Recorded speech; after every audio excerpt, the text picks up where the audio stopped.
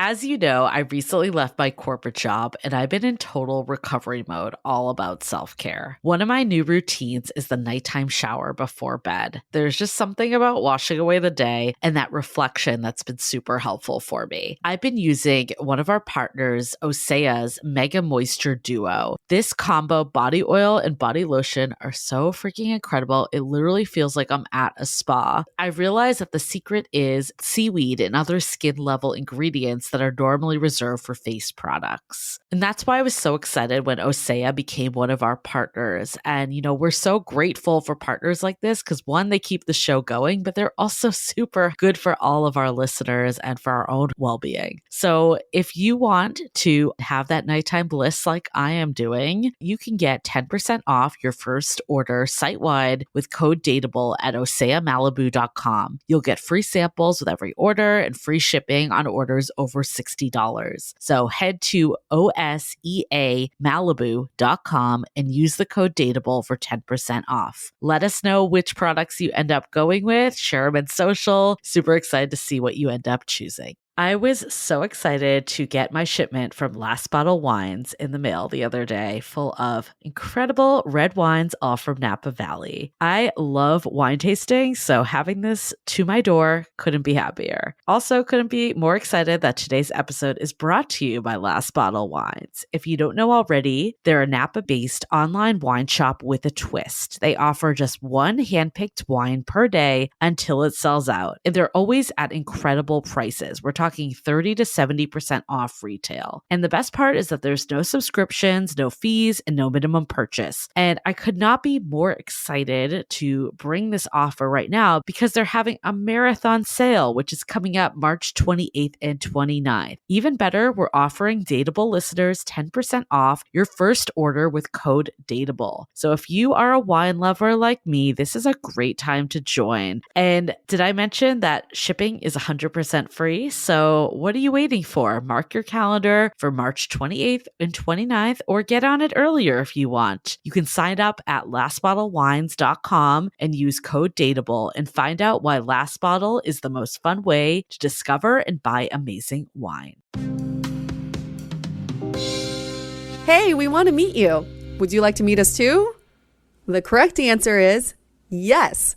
So we're having a joint happy hour with our friends at 941 Social Club on Thursday, June 22nd. It's actually more of a bar crawl in the marina that will start at 7 p.m. The Dateable team, along with some past guests, will be at the Palm House starting at 9 p.m. And the best part is, you're going to get free drinks. Find out how by checking out our Facebook page under Dateable Podcast. Hope to see you then. The Dateable Podcast is hosted by me. I'm Yue, a former dating coach in New York turned active dater in San Francisco. On each episode, you'll hear commentary by my producer, Julie Kraftchick, and other surprise co-hosts. This episode of Dateable is brought to you by 500 Brunches. 500 Brunches connects like-minded people with similar interests to meet in real life over brunch. You answer a quick questionnaire about your interests and how you spend your time, and then they'll match you in small groups of 6 to 8 at a brunch spot in San Francisco. Get a free entry into a brunch now by signing up at 500brunches.com and using the code DATEABLE.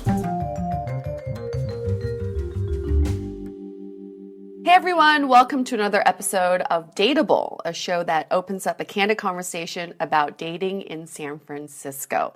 Before I introduce our guest today, I just want to read a little excerpt from her article from almost a year ago. The article is called Why You Cannot Find the One. Hunting for a single person to be your one, the ballerina, the poet, the bank account, and the parent is all too much pressure for someone you don't know yet. The one is created over time by slowly undressing who they are, not what they should be. And those were the wise words of Heidi Isern. How are you? I'm good. Thank you. Thanks for being with us. A few stats about her. She's been in San Francisco for 12 years. Where are you from? Montana. Montana. Okay. It's a big jump. A little bit different dating out there. Is there such thing as dating, or do you just get married?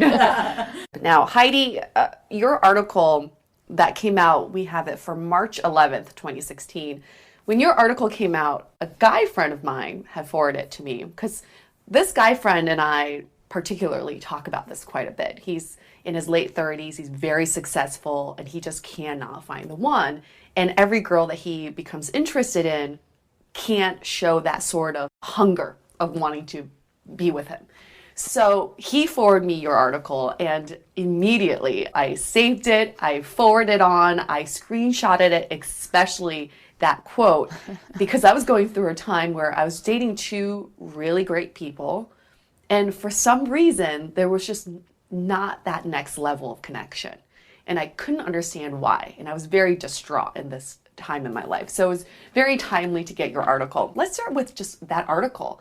What else did you say in this article we can summarize for readers at home if they haven't read it yet? Well, it just talks about, especially dating in San Francisco, how there's all these people out there and there's an illusion of choice from just the urban social bar scene and all the parties, and then the proliferation of dating apps, right? So you always think there's all these things out there and you're always seeking for more. It's like you're trading up everything in your life, your job, your apartment, your significant other. You're always looking for the next bigger, better deal. I want to know, when you wrote this article in March, what were you going through personally? I was dating, but it was not in a defined status. But my impetus for writing it was actually, I had come back into the country. I'd been traveling, and I went to some San Francisco socialite singles mixer. And I wasn't really looking, but I thought, well, since my relationship isn't defined, we'll see what else is out there. Very classic San Francisco. And I just watched people. And I watched all these people checking each other out. And then I watched this woman that I wrote about and how she interacted and what she said to me. And she's like, what are you looking for? And I'm like, I have no idea, like cheese and wine. And she just listed off this litany of everything that she wanted, like every single thing. And I was like, good luck, because I don't think anyone here in this room meets anything. I don't think anyone in San Francisco meets everything that you have on your list. And that is not the right way to go to a singles mixer, is with a list in your mind and then trying to do this matching game of, does he have this? What really spoke to me about your article was, in it you talk about how we're always looking for what other people can provide for us, but then we forget the reverse. What can we provide for other people? Dating has become such a selfish circus act in a way, right? Everything's about me. I'm at the center of this world. These people should be pleasing me. They should be showing me their interest. But why have we become so selfish when it comes to dating? I think it's a lot to do with ego, right? Which is a lot of bread. It's why we have a lot of very successful entrepreneurs in Silicon Valley and San Francisco, right? Really marching this idea forward. And I do think there's a lot of entitlement of, well, I am this. So if I am this is the bar. Someone else, must be this much better or be able to provide me all of these things because I'm worthy. And I don't think people just relax and just spend time just getting to know someone and enjoying their company, right? It's more about, are they going to, make a higher salary than me, especially women? Are they taller than me? Are they cuter than me? All these different things that they're looking in comparison to who they are, as opposed to just, do they make me laugh? Right. Do we have fun together? Are they a good adventure buddy? All these different types of things. And it's funny, I had a guy actually write me today, and he was actually talking about the different kind of expectations of men and women. And he obviously was defending the male contingent. He said, men have learned how to date, 20 years younger, 20 years higher. They also have learned to date very wealthy and very poor. Women, for whatever reason, will only date within a very narrow age range, and they will only date men that are taller than them and have more money than them. He said women, now that we have more economic power, need to actually start expanding as well and learning to date just as wide a range of candidates. That's sort of the conflict of gender roles, right? Yeah. And it becomes more amplified with age. I have so many girlfriends who are successful and they're beautiful and they work on their professional careers just as much as they work on their personal lives. And the more they build their personal value, they feel like they need someone who is more valuable than they are, right? So they kind of feel like they should be pickier. Their standards should be higher. What is wrong with that school of thought? Well, how do you define value? Great. Great question. Great question. What, someone's not valuable because they don't have a certain amount in their 401k? Mm-hmm. And I think, and I have actually dated some very wealthy men, and I can tell you there are things that are a lot more valuable, you know, than what they can provide you monetarily, what they can provide you emotionally, or their sense of humor, or other different types of things. And I think if you stopped thinking about it so in such a siloed, limited format, I think people would be a lot happier. In some respect, I do think women are at fault for this, because what we're perpetuating with all of our girlfriends is, you're so awesome, you're such a badass, you deserve a guy who should be like this and like that. That guy's not good enough for you. He's only an accountant. He only does this. He didn't go to an Ivy League school. He's not as tall as you. We perpetuate this. We probably do. Something we don't emphasize is what you've said, is that emotional benefit that we get from someone. What I say to a lot of my clients is, how does this person make you feel? If you were to make a list of traits that you look for in the perfect person, take away all the physical traits, take away all the superficial traits. How should that person make you feel? Well, I think that person should make me feel safe. They should make me feel sexy. They should make me feel feminine. They should make me feel loved, you know? So I think it's that we're forgetting the emotional side, but we're also perpetuating this. Well, I also think it comes down to need. Like, what do you really need? If you are financially secure and you have a great life and you have all these friends, then someone else should just be the cherry on top of your life, right? You shouldn't be needing them to fulfill some big gap. So I think you can look at it, what else would make my life just a little bit better? And maybe it is having someone to talk to every night. You know, if you start thinking about it that way, it probably changes what people go out there looking for. Now, here's the big question for you. Is that settling? Well, what is settling? Oh, if I'm just looking for someone to talk to every night, am I settling? Settling. So there was a book written a few years ago, I think it was Lori Gottlieb, who talked about marry him now, right? I mean, how you should settle. And she made a huge case for settling. Like, if he has halitosis, look past it. And you look past this because you're going to end up like me and you're going to be having a baby on your own when you're 42. And it was kind of like, you know, everything's so dire. I don't know. It's just like, how do you need someone else to complete you, or you complete yourself? And if you complete yourself, nothing else is settling. It's just making your life better. And what's wrong with settling? Why is there such a negative connotation to that? I don't understand what it means. I still don't understand what it means. Like, I guess it goes to some sense of entitlement of what you deserve, and you're now taking something that's less than you deserve. And I guess that whole construct to me is very confusing. Well, that's it. It's that feeling of entitlement. We've talked about this concept of the reacher and the settler in a relationship. Right. There's always a reacher, there's always a settler. But I think what we're forgetting is that dynamic changes throughout a relationship. At first, you may be the reacher, and then in the middle, you may become the settler. I think we need to focus on that. Relationships are dynamic, and that if you feel like you're settling, it doesn't mean that it's forever. It's that you are at a point where you're settling for this person, and then eventually you become a reacher. Well, hopefully you never feel like you're settling. And I guess I wrote today something about how dating's like a dance, and there's always someone taking a step forward and someone taking a step back. And for someone to take a step forward, you have to take a step back. So there's any time you think you're chasing or you're giving too much, you know, just stop, allow some space. Once you allow that space, then desire starts to build up and the other person, you know, wants to come forward. I guess I'd like to think of it that more as opposed to I'm settling and I actually don't want to be with this person, or I'm trying too hard to obtain this person. There's such a huge spectrum. I feel like some people are on one end where they're like, I don't want to settle. This person's too nice to me. They like me too much. I don't want to settle for them. And then there's the opposite side of the spectrum where someone's a chaser, always a chaser. I need this person to like me. Why doesn't this person like me? Why hasn't he texted me back? Why hasn't she called me back? Comments on that. Well, that's adrenaline, right? That's a conquest. That's like actually just wanting to obtain and wanting the challenge.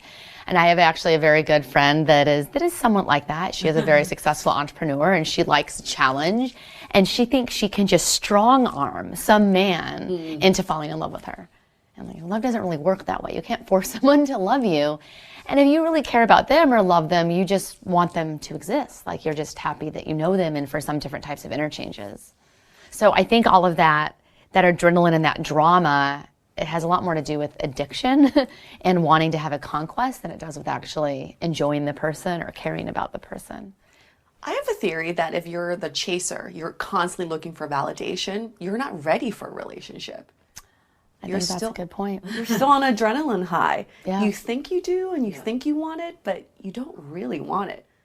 I do want to bring it back to your most recent article, the follow-up, the sequel to the first article, Why You Cannot Find the One, Part 2. The things people think are important on paper, height, income, or in my case, ability to ski black diamonds, have nothing to do with someone's ability to be a good partner. If you have to make a list, it should include things like arguing well, making you feel special, spiritual growth, etc. But these things are not obvious on the one date wonders swiped from Tinder and Bumble. You actually have to spend time with someone to let these qualities come to surface. What instigated this follow-up article? I had been receiving so many letters and emails from people that were kind of asking me, why can I still find the one? Or this is my situation, what do you think? Or I'm trying to do all these things.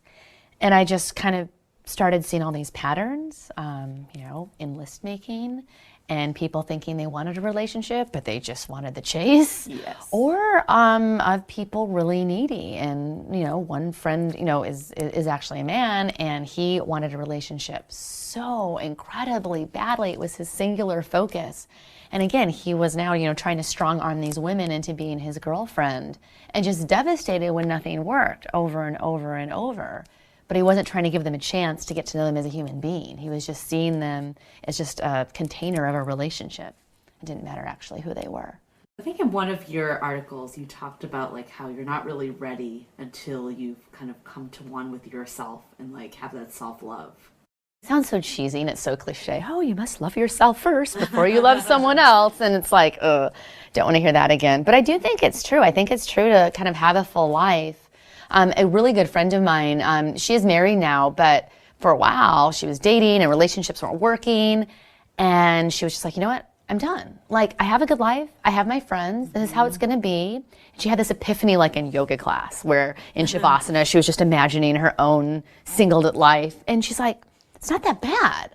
And she went out there, she's like, it's not, if this is it, like, it's not that bad. It's okay. It's better than, all this drama. Die. Yeah. I'm not going to, it's like, wow. Okay. I can do this, right? And sure enough, like a few months later, we went out, just girls' night, rainy, torturous, damp San Francisco evening, wearing turtleneck sweaters at a bar, and we ended up meeting who happened to be her future husband. Right. Of course. Those nights. It's always that get, story. Like, dolled up, nothing. And then when you're like rubbed out, it's like. But we definitely were not looking, right? Not We at actually were like, all. should we want to talk to these guys? I don't know. And sure enough, a relationship developed, but she wasn't needy. There was no drama. She wasn't trying to like force him to some type of status or some timeline. And she met him when she was 39. How do you think age plays into this? Do you think there is, in San Francisco, where we're in this bubble, is there a pressure, not just for women, but for men as well, to look for the one? Well, definitely for women. I think men too, but I think, we're all leading our independent lives and we're having fun and we're going to Burning Man and we're going to parties on top of the Fairmont and everything's great. And then like 34, 35 hits and we're like, oh, shit, wait, whoa. Like I have a biological clock and it's actually very real and I have to do all of these things before I hit 40 and I better start now. So something hits and it's panic. And then it is this mad rush to lock someone down as quickly as possible. And I think that's when everything breaks down because people feel like they're being, again, forced into something that is kind of contrived and it's not about them anymore. It's about a timeline. Did you feel that way? I've probably felt that way a little bit, yeah. Yeah. Did you? When you turned 30? Yeah, I mean, it's definitely like that pivotal moment that you're just like, what am I doing? Like, yeah, I definitely think there's an age and time pressure. Yeah. I think you need to feel it and then like get to the other end of it. Right? Yeah. Like let it, embrace it, go through it, be needy. I feel like I'm a little out of it now, but like I was in it and I agree. I feel like in my 20s, I went through this entire stage of I don't need to be in a relationship. I don't need a man. I don't need to get married.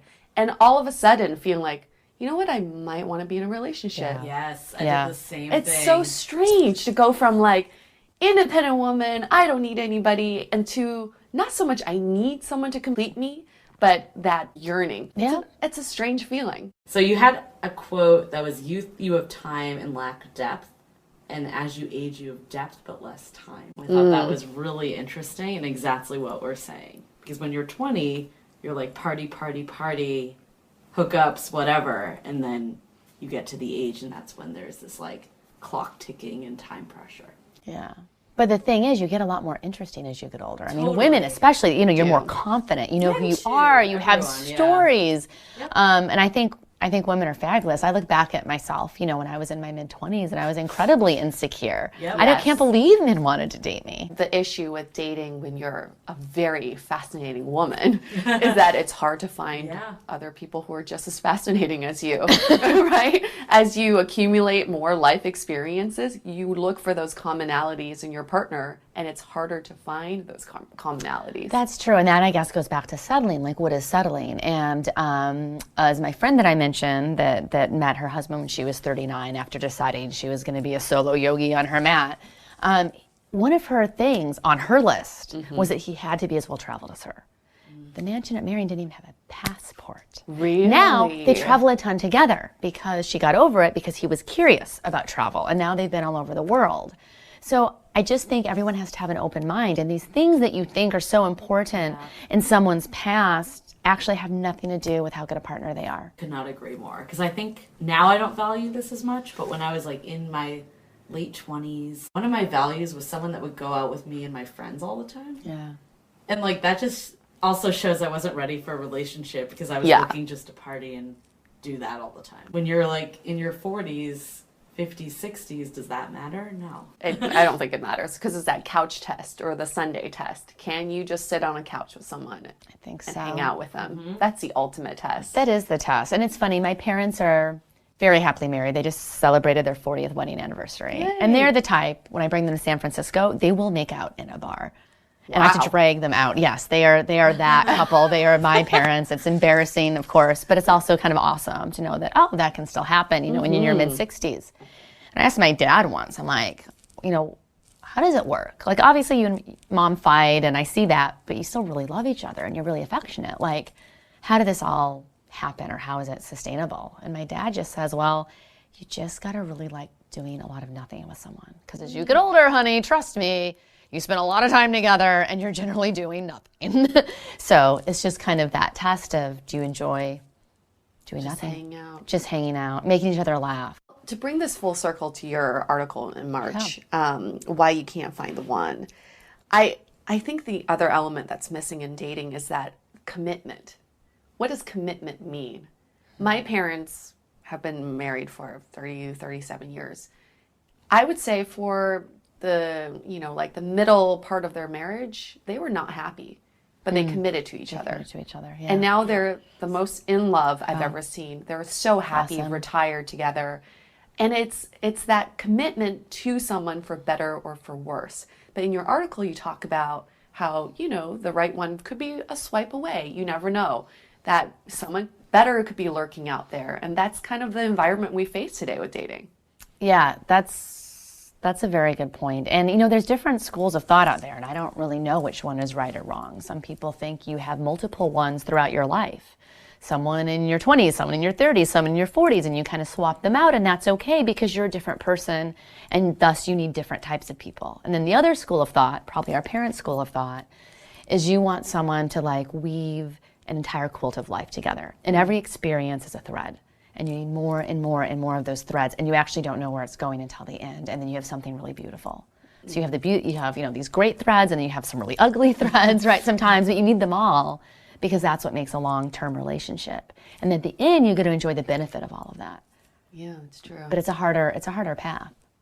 And also just what are your metrics for success, right? Some people say, well, my friend met her husband here and blah, blah, blah, and now they're super successful. Then you think, is that success? Is marriage the ultimate success? Or success is measured at the end of your life when you look back at your relationship and say, that was very successful. Because we don't know. Anything could happen in the course of a relationship. Well, anything can happen, and I think it's just important to enjoy the moment that you're in as well, because there's also people that have had a lot of success and been really happy for a certain period of time, and then something very tragic happens right at the end. So that means it was a failure and none of that mattered or none of that counted. I don't think that's fair either. There's all these different segments of life, and we have such a linear viewpoint of things happening. Everything has to be sequential and building, and I think life's a lot more chaotic with much more ups and downs, right? Yeah. So back to why you can't find the one. What are our takeaways from that? One is I took away that we're not giving people enough time. We kind of just, give them, it's like speed dating. Every day is like speed dating. We're not giving them enough time, and we write people off very easily. And I think to go along with that is because we have these preconceived notions of what our perfect mate should be. And it's normally based on things that have nothing to do with being a good partner. It's like, do they read The New Yorker? Are they 6'2"? Mine was always, can he ski as good as me? There's all these very artificial type of attributes. I think maybe it makes us feel safer that, I have standards. So I think there's that, and then the illusion of there's all these other people out there, so if someone doesn't meet, X, Y, Z, I'm going to stop it here and go out and find someone else. Or it's an excuse of why you're single, right? Well, I'm single because I haven't found the one who's 6'2" and can ski like an Olympic champ. I struggle with that though, because when I hear that, I still just feel like that person's not ready. You are ready and you meet that person, like that stuff goes out the window. It totally does, but you have to give that person a chance. I totally agree. And we hear those stories, all the time of, he wasn't at all what I thought I, wanted, but that person has to be open-minded to meeting other people and giving them time. Because I think a lot of the really good things don't come up until you really get to know someone. Totally. And it's like, wow, he was really awesome when I was going through a career change. Yep. Yeah. I think FaceTime. I think that's why people date their coworkers or their neighbors. Yeah, it's or easier. Someone who's in the same hiking club, because the more you see them, you see multiple dimensions of who that person is. Yeah. That's why I don't, that whole having a first date without ever meeting or just hard. Through like a few messages and then meeting them and then writing them off in the first 10 minutes. It doesn't work like that. Well, that's part of the critique of online dating, that it's kind of unnatural. It's unnatural. Well, it forces a timeline, right? First date means this, second date means this, third date means this, and they're all sequential, and of course you're both dating other people, so there could be a lot of space in between these dates, and you feel like, well, by date 5, we need to have the define the relationship talk. And it just puts a lot of pressure maybe when you don't really know each other that well. Right. And if, it was your colleague, totally different, and there would be no timeline or no pressure, you would just be hanging out.